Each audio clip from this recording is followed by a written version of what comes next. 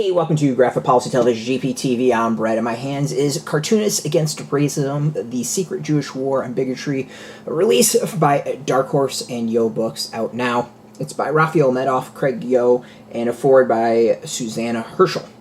Heschel. So this is actually a really fascinating book. It's history I had no idea about, at least this specific history. So it's about this group called the American Jewish Committee, and they recognized the rise of anti-Semitism that was going on in the 1930s and decided to do something about it. They hired this advertiser to basically run a program, eventually getting about $63 million in today dollars for advertising for him to combat anti-Semitism.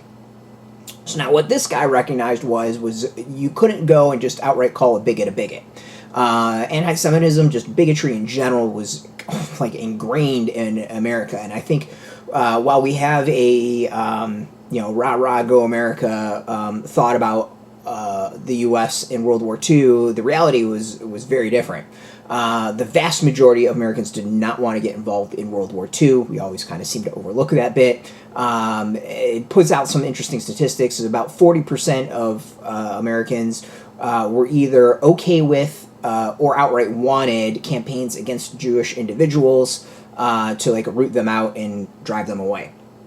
This is 1930s. Of course, in Germany, you got the rise of Adolf Hitler and everything that goes on there.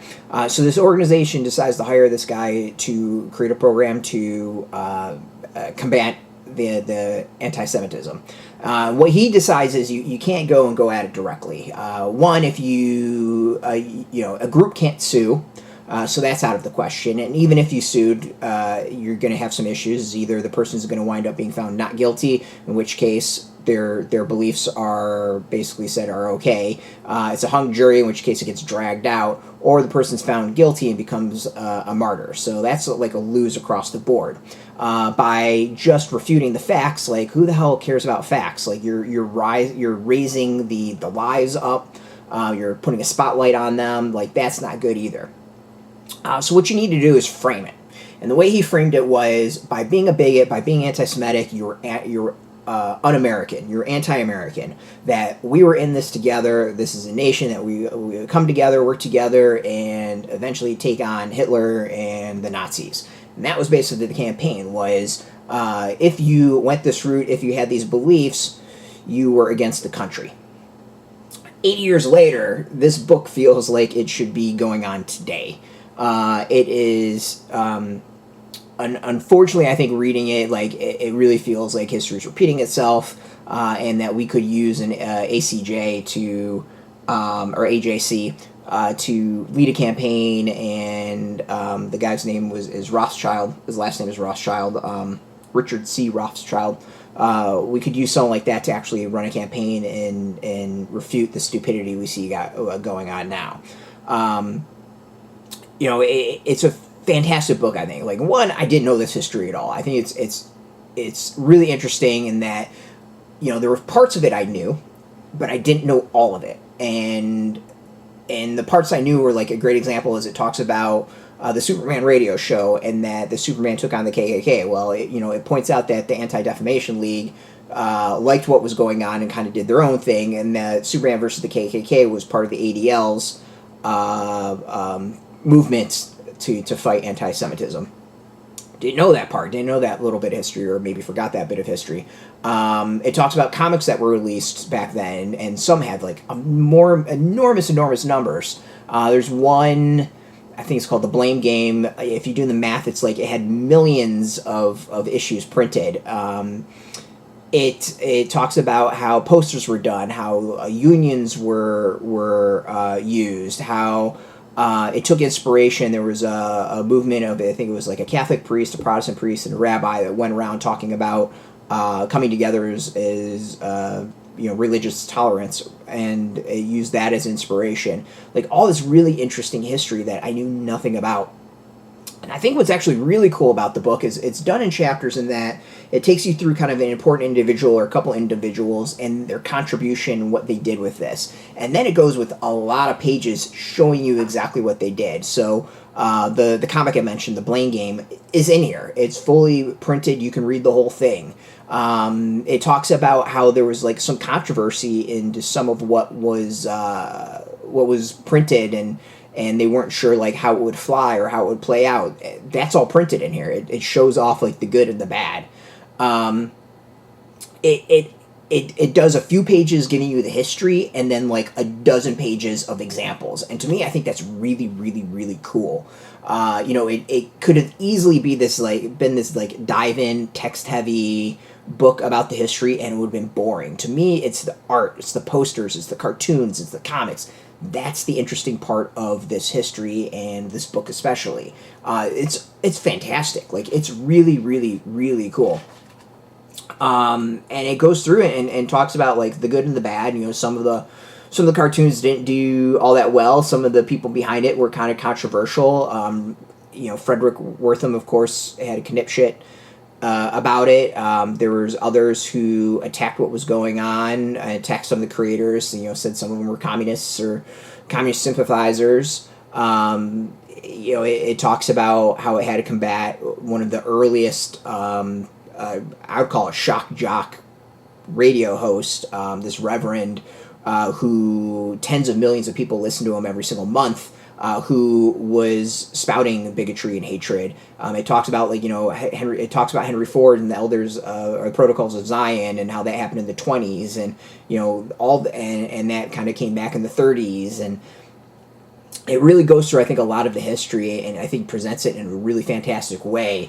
It's really, really good and solid beyond solid. Like, I highly, highly, highly recommend this. Like, it starts off with an introduction that gives you like the good overview of the history, and then it's just pages of art and posters and cartoons and comics and really cool stuff. I think this is The Blame Game. Remember it? Yeah, I'm pretty sure this is The Blame Game.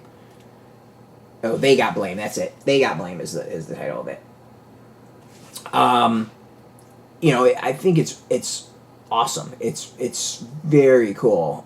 There's like comic history of one called Green Llama, and these creators got like this anti-Semitic letter, and then basically had the Green Llama go and confront the person that wrote the letter. Like, it's really cool history.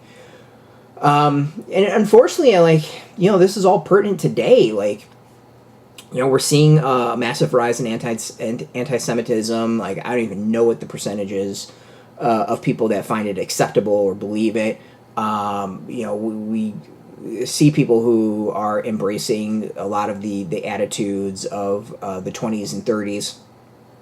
And, this book says at the end, like, anti-Semitism dropped after World War II. They think some of what was done as far as this project helped, but obviously the country was united because we just kicked ass in World War II. The horrors of the Holocaust were being found out. So there was a lot of sympathy, and people were united due to that. But it's kind of hard to read this and not think about today and what's going on, and the fact that so many are afraid, and we're, I think, seeing a repeat of the past in far too many ways. Overall, this is an amazing book. Highly, highly, highly recommend it. It's $19.99. It's great stuff. Like, I've learned so much out of this, and it's so cool. And this is a piece of history I had no idea it existed. So to say I'm pumped about this, and actually excited to kind of sit down and read this again, just because it's so good, and I think really dive and focus in on all the cartoons. Like, I kind of glanced them over, but I can't say I really went and contemplated every single one of them. I'm actually looking forward to that. So this is cool. It's a really great piece of history, a great depiction of effort that seemed to have done a lot of good. So yeah, I mean, knocking wood, hopefully someone well, we won't get to the point where we really, really need this, but, you know, hopefully someone's seeking through this or thinking through this and, you know, then maybe need to repeat this. So, yeah, it's an amazing book. It's absolutely fantastic. Really cool piece of history. Go get this. It's out in shops now. We got a link beneath this video. Put in your zip code. It'll tell the comic shops near you. No shop, no problem. We do have some links where you can purchase your own. There'll be affiliate links, so you get a small percentage, and by doing that, you help support our site. As a big support, I want to thank Dark Horse Books for hooking us up with this review copy. And, of course, thank you all for watching. If you're into comics, if you're into graphic novels, check us out every day at graphicpolicy.com. We're on Twitter, Facebook, YouTube, Tumblr, Instagram, TikTok, Mastodon, Threads, Blue Sky, all at Graphic Policy, keeping it nice and consistent. Until next time, keep reading those comics and keep it geeky.